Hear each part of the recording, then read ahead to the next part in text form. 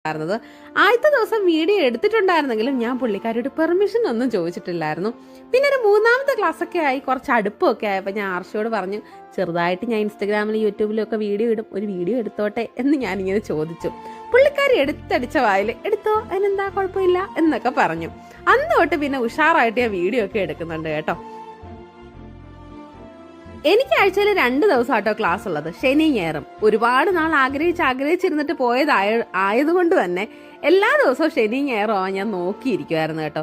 പക്ഷെ ഈ കഴിഞ്ഞ ആഴ്ച എനിക്ക് 2 ദിവസം ക്ലാസ്സിൽ പോകാൻ പറ്റിയില്ല. കാരണം നല്ല പനിയും ചുമയായിട്ട് 2-3 ദിവസം ആശുപത്രിയിലൊക്കെ ആയിരുന്നു. അതുകൊണ്ട് തന്നെ എനിക്ക് പോകാൻ പറ്റിയില്ല. എങ്കിലും പിന്നീട് ഇപ്പം ഞാൻ ഉഷാറായിട്ടുണ്ട്. ഇനി നമുക്ക് വീണ്ടും പോയി തുടങ്ങണം. ആർഷയുടെ കാര്യം പറയുവാണെങ്കിൽ അടിപൊളിയായിട്ടാണ് പുള്ളിക്കാരി എല്ലാവർക്കും കാര്യങ്ങളൊക്കെ പറഞ്ഞു കൊടുക്കുന്നത്. കുഞ്ഞുങ്ങളുടെ അടുത്ത് പോയും എല്ലാം ഡീറ്റെയിൽ ആയിട്ട് അവർക്ക് പറഞ്ഞു കൊടുക്കാറുണ്ട്. അതുപോലെ തന്നെയാണ് എന്നെയും കൺസിഡർ ചെയ്യാറുള്ളത് കേട്ടോ. ഞാൻ ഇത്രയും വളർന്നു എന്നൊന്നും കരുതി എന്നെയും ഒരു സ്റ്റുഡൻ്റ് ആയിട്ട് തന്നെയാണ് ആർഷ കരുതാറുള്ളത്. അല്ലാതെ ഞാനൊരു വലിയ കുട്ടിയായിട്ടൊന്നും എന്നെ കൺസിഡർ ചെയ്യാറില്ല. ബേസിക് തൊട്ട് എനിക്ക് എല്ലാം ഡീറ്റെയിൽ ആയിട്ട് പറഞ്ഞു തരും. കഴിഞ്ഞ ദിവസത്തെ പോലെ ഈ ദിവസം എനിക്ക് മരങ്ങളുടെ ഒരു ഷീറ്റായിരുന്നു വരയ്ക്കാൻ കിട്ടിയിട്ടുള്ളത്.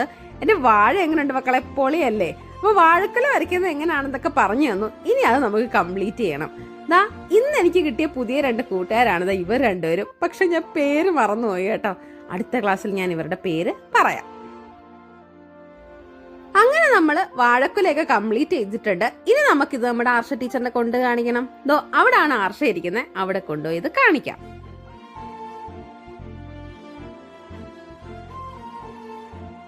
സത്യം പറഞ്ഞാൽ പിള്ളേരുടെ കൂട്ടിരുന്ന് വരയ്ക്കാൻ നല്ല രസമാണ് കേട്ടോ.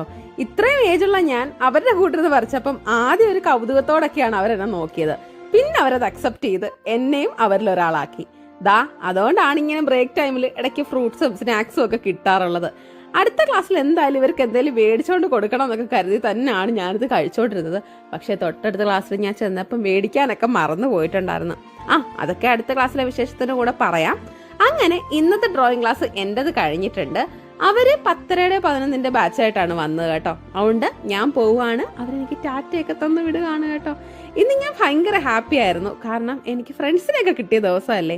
ഇതിടക്ക് നമ്മുടെ ഏജ് ഗ്രൂപ്പ് ആയിട്ടുള്ളവർ മാത്രമല്ല നമുക്ക് ഫ്രണ്ട്സ് ആക്കാൻ പറ്റുന്നത്. ഏത് ഏജ് ഗ്രൂപ്പിലെ പിള്ളേരെയും നമ്മുടെ ഫ്രണ്ട്സ് ആക്കാൻ നമുക്ക് പറ്റും കേട്ടോ.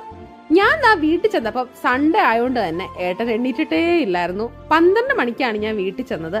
അപ്പോഴും ഏട്ടൻ നല്ല ഉറക്കമായിരുന്നു.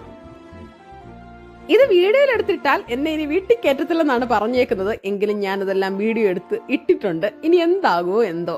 ഇപ്പൊ ഞാൻ കഴിച്ചുകൊണ്ടിരിക്കുന്നത് ഏട്ടന് രാവിലെ ബ്രേക്ക്ഫാസ്റ്റ് കഴിക്കാൻ ഉണ്ടാക്കി വെച്ച ചപ്പാത്തിയാണ്. ആ മനുഷ്യരാണെങ്കിൽ